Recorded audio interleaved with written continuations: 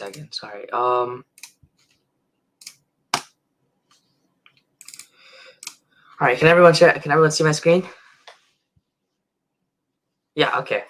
So hi, my name is Naved, as Coach Joe just introduced me as, and today I'm here to talk about, how can you get involved in preventing suicides in your high school and throughout your state and throughout everywhere, because it's a big problem, and I'm going to get into it right now. So you might be asking to yourself, well, why is it a problem? Well, you've heard about it. I'm sure you have, but it's a problem because it's been rising. High school itself is designed to be stressful. It's designed to put you through the rigors of life. But students are students. They're still young, their brains are still developing, they're still going through puberty, and as a result, they react to things differently, more brashly than they should. And it's very easy for them to get depressed, and that depression ends up getting compounded and compounded and compounded until they could seriously consider suicide, and many commit suicide. In fact, it's staggering because 20% of students in high school have seriously considered suicide. 20% of students in high school haven't considered much, but the fact that they're considering ending their lives before it has really gotten started is scary. In fact, it's the third leading cause of death in high schools. But suicides are actually really preventable. 70% of students who commit suicide let off the signs. And in my school is particularly competitive, as I'm sure a lot of yours are. And whenever a student committed suicide due to like stress, I know one student who failed their Keystone exams, who which is a very big, which is the way that you have to graduate here in PA. Like if you finish Algebra 1, you have to take a Keystone exam, and they ended up failing that exam, and they took their own life. And it wasn't immediate. They were thinking about it for a while, and they committed suicide. And when I talked to the friends of that person, it was I wish I knew. I wish I had seen those signs. Let's change that. Let's make sure that kids see those signs. And suicide prevention is taught in our health classes, but it doesn't really work. This is something I talked about with my health teachers. It's something they're completely frustrated about. Students don't really pay attention in health class. Students don't really care. When in health class, they slack off, a lot of them sleep because they treat it as a free A rather than as a learning lesson. So, one thing that I've been working on is to make students more engaged in learning about the signs of suicide so that they can see it in their peers. How to get involved. So the first way is through the Suicide Symposium, which is what Coach Joe just explained. Yeah, and symposium is a hard word. I mean, it's a scary word, but it's just a conference about a subject. So it's where you just explain, have discussions with other people about suicide prevention. And we're going to be at these suicide preventions, you're going to be talking about what the symptoms of suicide are and how to see them in other people so that we can all be active members in deflating suicide. Here's how you create one. So the first thing you have to do is get in contact with relevant authority. For us, it's a principal. If you go to a private school, it might be a headmaster. But here, you speak to them about what the idea is. I'm trying to create a symposium about suicide so that students don't feel as depressed. When I presented this to my principal, he was all ears. He's like, "Yeah, you want the library? Sure." Because at the end of the day, you will never meet a teacher who doesn't care about their students in some way. You'll never meet an administrator who doesn't care about their students in some way. So they do everything they can, but they're so stretched that there's not much they can do. So taking initiative and talking to your principal, talking to the relevant authority gets you their support. They're going to market it for you. They're going to help you get the relevant authorities to help you. It's like this, getting in contact with professionals. You're not going to be the only one talking at these symposiums usually. Usually, there will be someone there with you. Like, I tried to have my health teacher at one of these. They understand suicide because they've been trained in it. and teaching it engaging, where kids are actually paying attention at a suicide symposium rather than in a health class, rather than a different environment, it'll go a long way. And don't forget that although this seems like a lot of work, one student saved is worth all of this trouble. And the third thing is getting people to show up. So for these suicide symposiums, you actually need to market them a bit. So it's part of it is word of mouth. Part of it is distributing flyers across the school. Like, put it here. You want snacks? Come to the suicide symposium. Third period, library. Kids will come. A lot of kids will stay. A lot of kids will come for the snacks, but that's okay. And then marketing your event through teachers and social media is probably the best way to get involved. I work at clubs in my high school, and the best way I've seen students get involved is just marketing it on social media. And then your teachers, if they're aware of it, they're going to tell students about it. And then your principal, getting your principal on board, he's going to market it too. He's going to put it in his, we have like weekly emails from our principal. I'm sure he'll put it in there. And then once you've created the symposium, it's about making that impact. So while you're there, create the materials. Make an impactful slideshow about the statistics, why we need to get involved, why the numbers are so high, and how you can see the signs. Encourage people who are on the edge to seek proper resources where they can find them. And that's where your guests come into play. Your guests are going to want to help their friends. There is not a friend who wants to see their friends suffer. Then he's not a real friend. My friends have seen me teetering and have tried to help, me.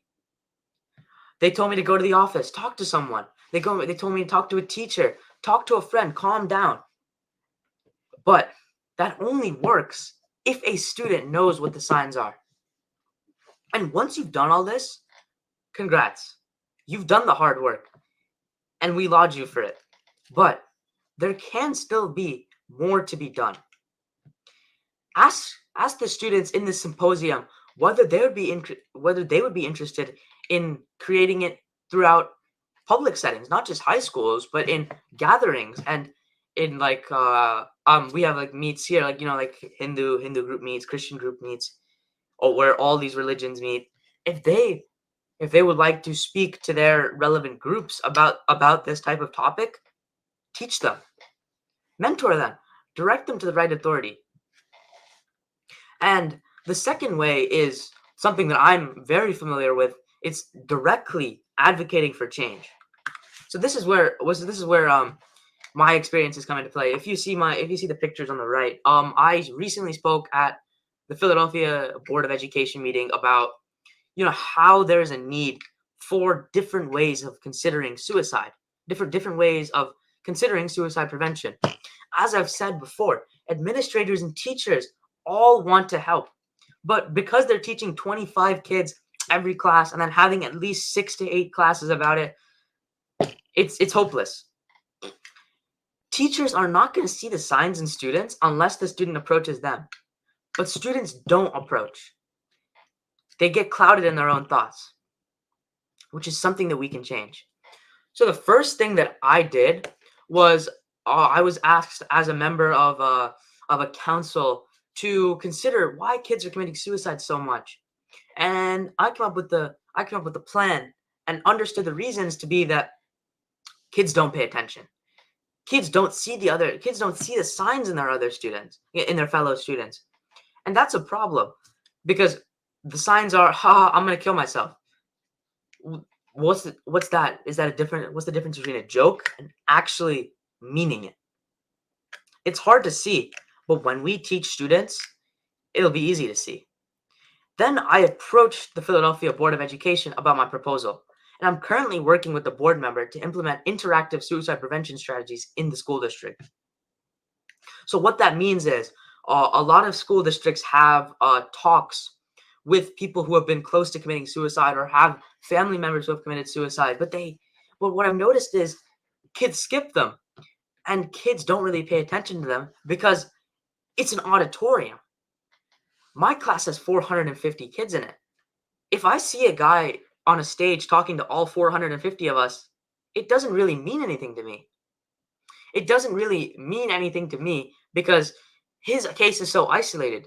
But when he's talking to me in a closer setting, like in a health class, that lesson sticks with me. Because if I'm having a talk with him, it's not just about a free A, it's about learning. So we can teach kids to learn the proper strategies. And then here are the 3 ways that you can directly advocate for change. So the first way is the way I did, which is one of the many ways I did was asking my principal to connect. I mean, I know you talked about it. I know we talked about it with the Suicide Symposium already, but here asking your principal about the idea that you have, and then telling them you would like to talk to a relevant authority about it, like your health curriculum leader. There's always going to be someone in the administration who creates the health curriculum who manages the health curriculum. And so talk to this person about making health classes more interactive. Having direct talks with people actually decreases it. That's something I've actually had discussions with about, because the health curriculum leader who I talked to asked me, can you please get more data? Can we please get more of an understanding about how to make health class more engaging? And that's something I spent a lot of time doing this summer, talking to students from other districts and asking them, how would you like health class to be more engaging? Do you feel like you're actually learning something? And the vast majority of responses I got was no. That's something we can change. And the second one is testifying to your school board about how the problem can be best solved and the best way to do it.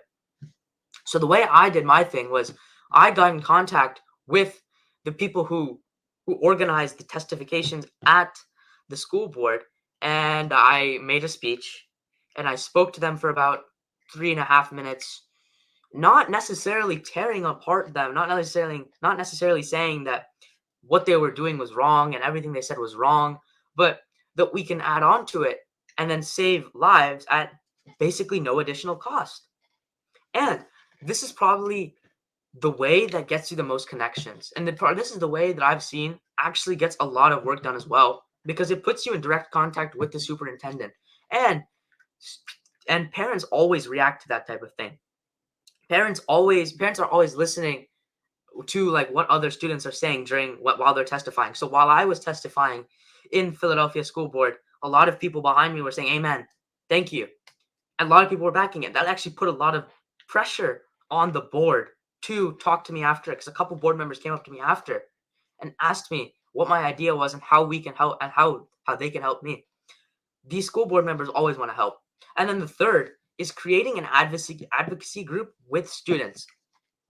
This is the way probably the way that'll get you the most support. Because if you create a group of like-minded students in your high school and advocate for change, it's worked throughout history. The civil rights movement, the LGBTQ plus movement, the AIDS movement, it's worked. The hippie movement. It's a strategy that always works, because administrators are always going to listen to something that a vast majority of students believe, as long as it's not outlandish, and this is not outlandish. And it'll make your teachers and student leaders more likely to listen to you. So I want to summarize all the points. Doing these activities isn't necessarily easy, but it will pay off for you in the end. While it does look good on a college app, it really does, because suicide is not necessarily something that's touched on beyond just the surface. Going deep inside of it like this and actually working to ensure that suicides don't happen rather than just volunteering, it'll look great. Being a leader is what you want, but it's more than just college. Advocating now will teach you valuable skills when you grow up. It'll teach you public speaking. It'll teach you how to connect with people who are significantly more advanced than you. There are going to be people more advanced than you in the idea of suicide prevention. But talking to those relevant authorities, getting their opinions, pestering them, it'll help you in the real world. Because for example, when you're in college and you want an internship, You are talking to people who are more advanced than you. And a lot of the time, they're going to ghost you. So how are you going to follow up with them? How are you going to ensure that you're going to get that internship? How are you going to ensure that you're going to get that job?